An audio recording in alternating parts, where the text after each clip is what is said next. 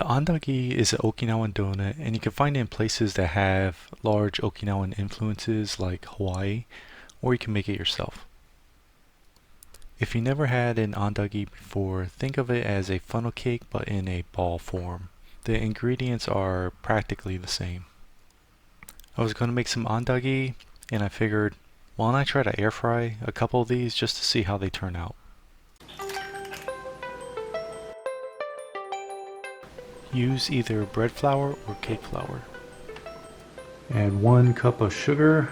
If you don't want to add sweet, you can go down to 3/4 cup of sugar, but don't go any lower than that, or else it just won't cook even, or won't cook right. A tablespoon of baking powder.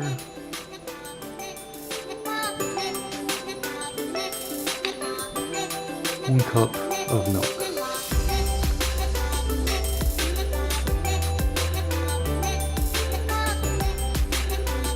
A little bit of salt.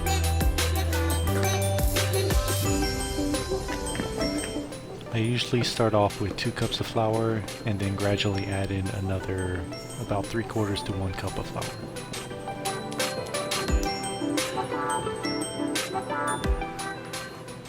So you're going to want this batter to be as thin as possible, but still thick enough to keep its ball shape.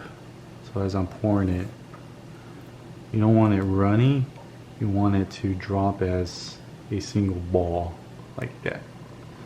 What I'm going to do is hold the spoon up, put the batter all in the spoon, and then try to plop it down as a single ball. An ice cream scooper makes this very easy, but if you're very good, you can even use your hands and just squeeze it out. I got a small ice cream scooper here.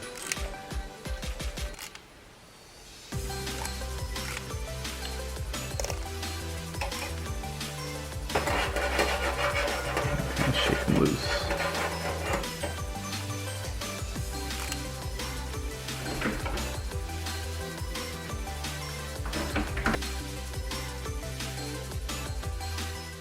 They should roll over by themselves, but sometimes you need to help them out.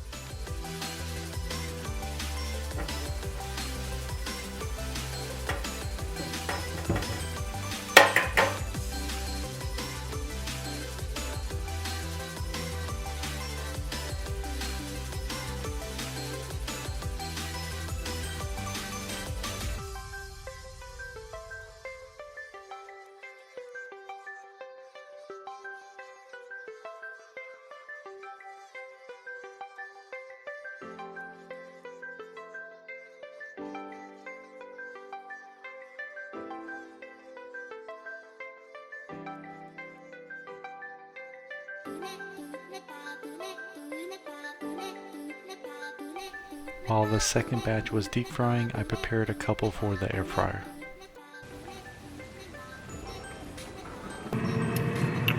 Right now it's at 24 minutes at 350 degrees.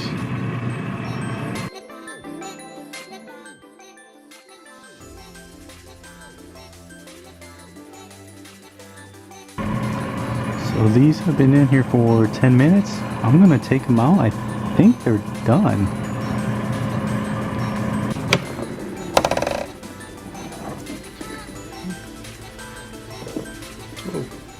So you can see the difference between an air fried and a deep fried andagi.